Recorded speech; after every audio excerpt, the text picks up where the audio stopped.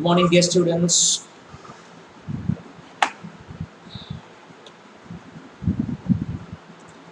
Good morning, dear students. Today we are going to complete the poem, the ball poem. We in the previous class we have completed two stanzas, stanza one and stanza two, and today we are going to finish stanza three and stanza four. So we are going to wind up the poem today itself. Let's get started.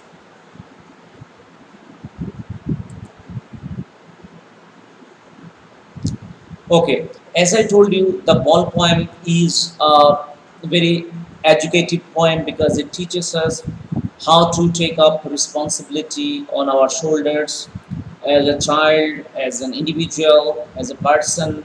Every one of us has to shoulder some responsibility or the other. This poem teaches us this very fact. There is a small boy who was having a ball in his possession, and after he lost his ball, he became choked with emotion, right? In spite of the poet being present around, he did not come forward to comfort the boy because he wanted the boy to learn a very important lesson, that is, the lesson of assuming responsibility. Whatever thing we are in possession of, we have to be careful enough to make sure that that particular object remains with us as long as possible, as safely as possible. Okay, only then we are said to be having some responsibility, right? So therefore, this poem teaches us how to take up responsibility. Number two, how to come to terms in case there is some loss at some time or the other in our life. And thirdly, it is a hardcore reality that every one of us has to go through loss, some loss or the other at some point of time in our entire lifetime. So we should take it uh, as an usual activity and compromise to it, right? So these are some of the things that we get from this poem. So stanza 3 we are going to start. As you can see in front of you, is written, now he senses his first responsibility in a world of possessions. What does he refer to here? He refers to the boy here, right? The poet, as I told you, wanted the boy to learn a very important lesson. What is the lesson? The boy must assume responsibility of the thing that he is having or he is in possession of, right? He senses first responsibility in a world of possessions. People will take balls, balls will be lost always, little boy, and no one buys a ball back. Money is external. So, what does the poet mean by money is external? So, let's find out what is the meaning of money here. Why does the poet say that money is external? Okay. So, as I told you in the very beginning, stanza 3, the poet wanted the boy to sense his first responsibility, right? First, his responsibility means what? He wants the boy to learn that every one of us must take care of our own things. That is the responsibility. We must take care of our own things. That is what is our first responsibility as a child, as an individual, right? In a world of possessions means something that we possess, right? Possessions are the collections of things that we possess, right? And the poet says that in a world of possessions people will take ball. In a world of possessions means the world is governed by the craze for possessing more and more things, right? You might have observed that human beings are crazy about owning things, right? Human beings want, for example, today, human beings want, for example, a vehicle. The next day, he will want a house. The very next day, he will want a gadget. For example, an iPhone. The next day, he wants a piece of land So human beings are always crazy about owning more and more things. That is what is the meaning of in a world of possessions. In a world of possessions means the world in which we live in is the world of possession where people are crazy about owning different things, a host of things, one after another. So the poet says that in this world of possessions, people will take balls, balls will be lost always. Okay, ball is just a metaphor here in this poem. In the context of the poem, ball is just a ball. But in the context of the bigger scenario, ball is just a metaphor. Ball is just a metaphor for everything and anything and everything that we possess. It can be a cell phone also. It can be a beautiful pen also. It could be a beautiful book also. It could be anything that we possess, right? Be it a small one or a big one. Whatever we possess is called is in our possession, right? So the poet says that in this world of possession, we are bound to lose things or we are bound to part with things, right? People will take balls, balls will be lost always. It means in a world which is governed by possessions, people will lose something or the other what is there in their possession, right? And no one buys a ball back means if you lose something what is original, actually according to the poet there is no substitute to that, because there is a lot of emotion attached to something that we possess. There is a lot of memory attached to something that we possess. So simply a substitute can't help it. Simply a substitute can't help you forget the emotion, forget the memory attached to a particular thing that we that has been with us for a long time, right? So that is why the poet says that no one buys a ball back. Money is external. Money might bring you another ball, but that ball, the new ball, cannot substitute the old ball because there is a lot of emotion attached to the old ball. There is a lot of memory attached to the old ball, right? You might get a substitute, of course, but you cannot bring that memory attached to the ball, emotion attached to the ball, right? So whatever loss we undergo in our life, that is a permanent loss. There might be some temporary substitution, but that is what the poet says is something which is not real. It is just a substitute. That is why the poet says that money is external. Money can buy you many things, but money cannot buy you emotions. Money cannot buy you the attachment. Money cannot buy you the memory, right? Money cannot buy you a lot of things that we experience in a day-to-day life.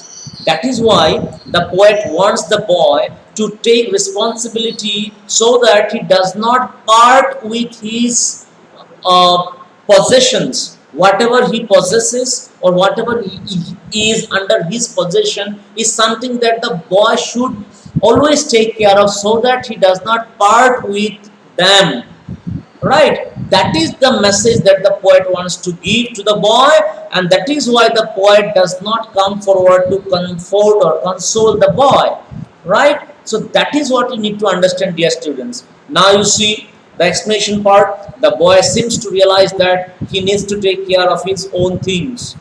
Okay, so how will the boy realize that he should take care of his own things? He can realize only when he suffers. He undergoes the pain inside. So if the poet goes and comforts this boy, then the boy will have no scope to realize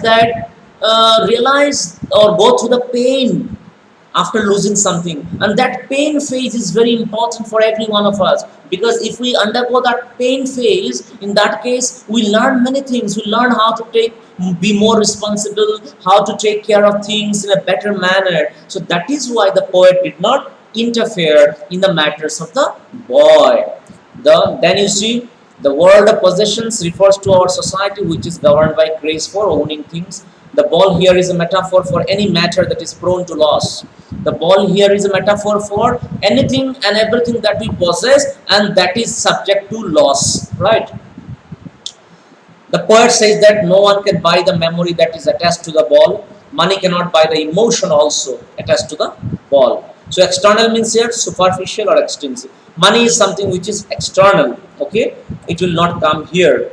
Okay, so dear students, hopefully you have understood this stanza. If you have any query, you can text me immediately so that I can explain you once again. So I am waiting for your message.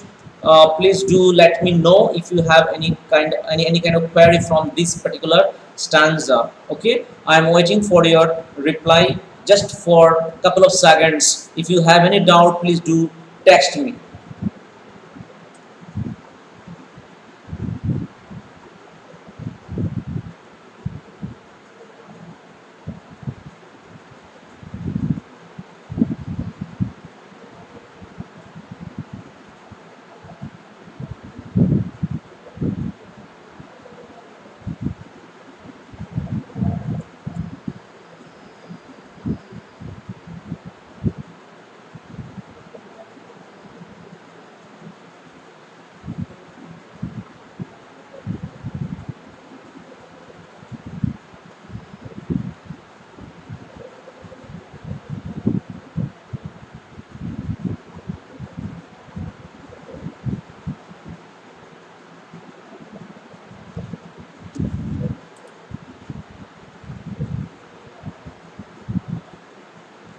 Okay, so let's proceed to the next stanza.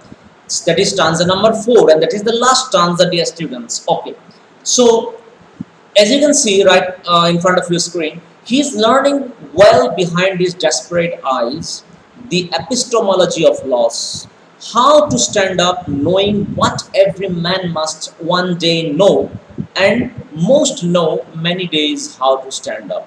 This is the message of the poem. The last stanza is where the poet has summed up his concept of the poem, right?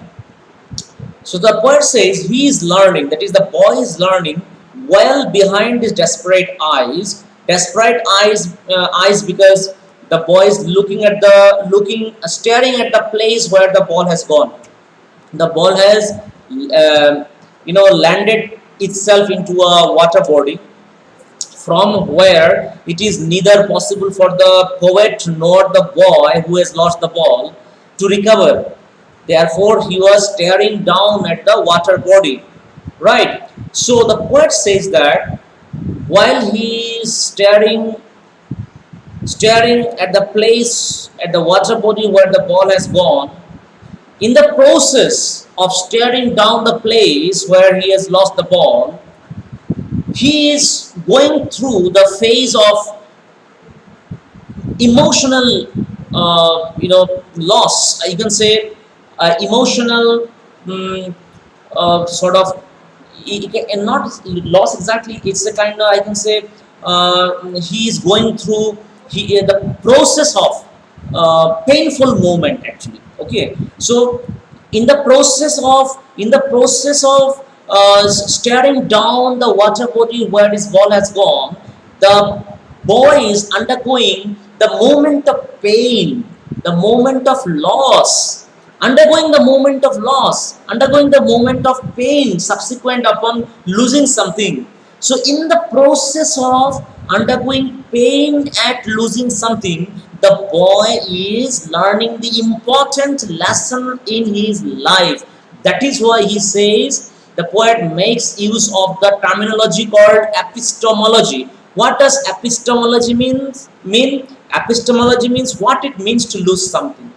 So the boy is going through an emotional, extreme, turbulent phase of his emotion. Okay, the boy is going through the extreme emotional phase in his life at the loss of the ball, and in the process of going through the pain after losing his ball, the boy is learning the important lesson of life. What is the important lesson of life?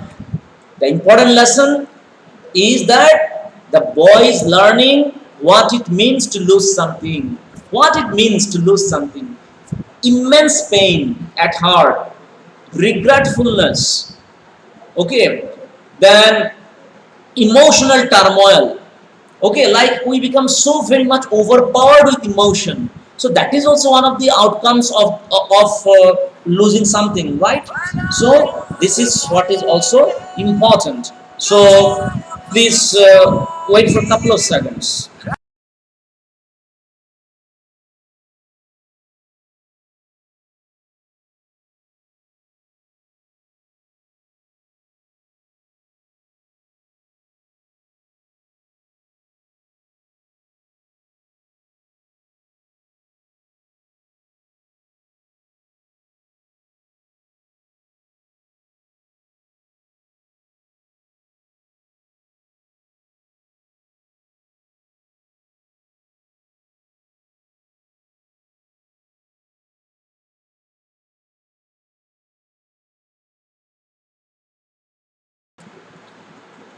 Okay, so dear students, hopefully you are able to understand what is the meaning of epistemology of loss. Epistemology of loss means the boy is realizing in the process of undergoing pain after losing his ball what it means to lose something. So that phase of realization of what it means to lose something in the process of feeling pain, feeling extreme emotional turmoil, okay, the boy is learning the important lesson, that is what is called epistemology of loss. And he's also learning how to stand up, knowing what every man must one day know. That is the message of the poem. How to stand up, knowing what every man must one day know, and most know many days how to stand up. Right?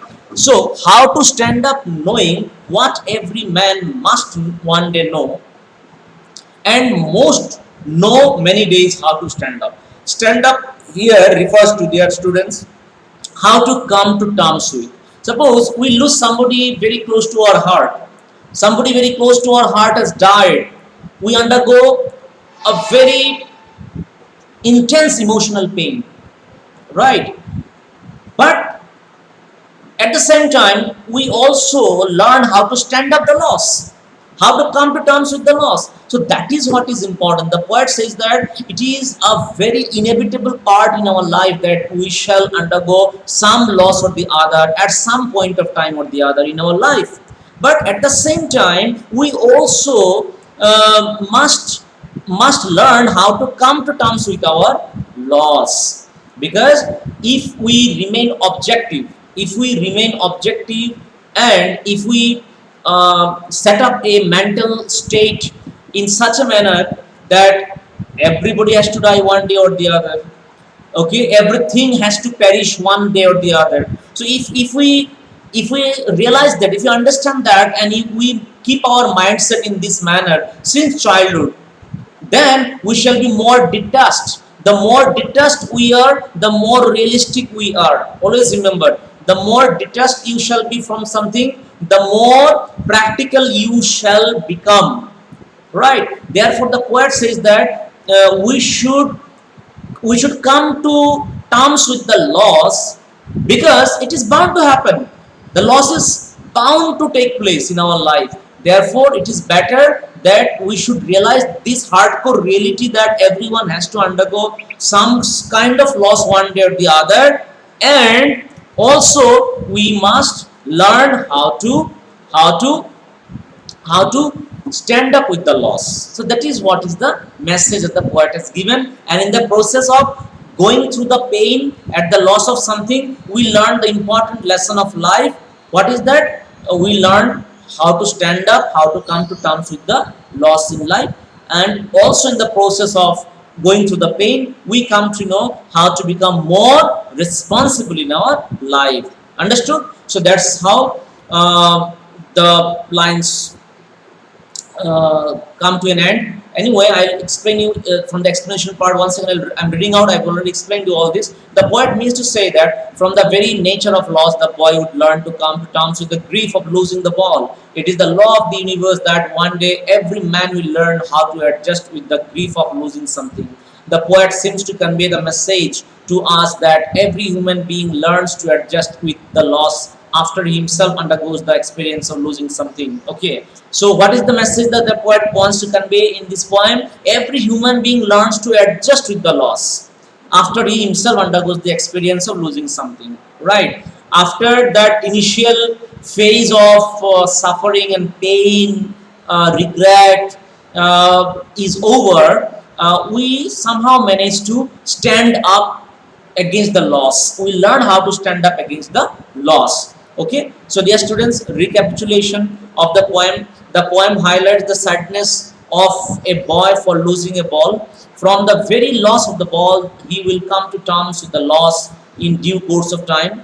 The ball is a metaphor for everything that we own or possess. The poem teaches us the inescapable truth of life, that in life we shall certainly part with things or people, including our near and dear ones. But we need to learn to come to terms with every loss. Loss is inevitable. Inevitable means loss is a must. Loss is inevitable in human life. But what makes us strong to stand up against any kind of loss is our positive attitude, which becomes a catalyst to bear the loss in life. So, in the process, from the experience that we undergo, painful experience that we undergo following loss of something in our life or somebody in our life, we also develop immunity, okay, to face the pain, to face the trouble at the loss of something or the somebody, and also in the process we learn, we should develop positive attitude,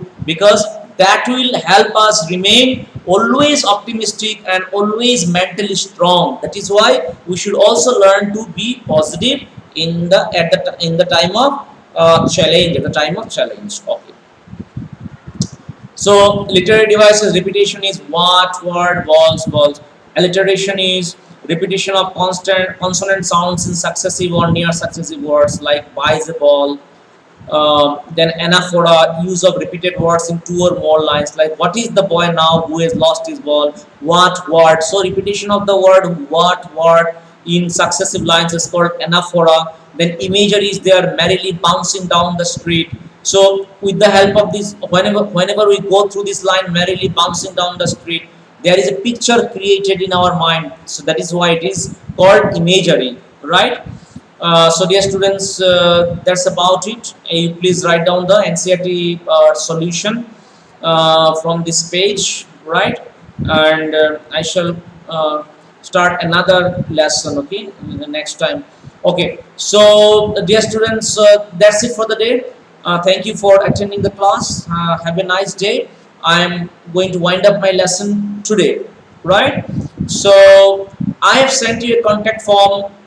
I sent you yesterday as well the contact form, wherein you have to fill up your name, email, contact number. Please do fill it up, every one of you, so that I can send you some materials, sometimes online through on your mail, sometimes some important information about CBSE, about our school, or about your English language as well.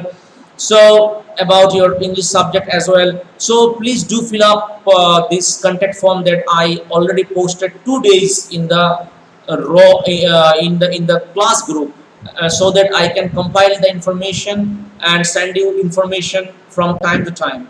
Thank you, dear students. I shall take your attendance from the chat box itself later on. So thank you for attending the class, and I shall meet you on Monday, okay, at the same time. And gradually you also update your notebook, okay. Notebook, you update whatever lesson is left out, you please update it on your English notebook, and update in a phased manner, in a kind of, what is that called, sequential manner, okay. Just whatever contents are given in the syllabus, whatever lessons are mentioned in a sequence, in the same sequence, try to write down the answers, right? in your on your English notebook. Right? Thank you, dear students. Thank you so much for attending the class. Bye bye. Take care and have a nice day.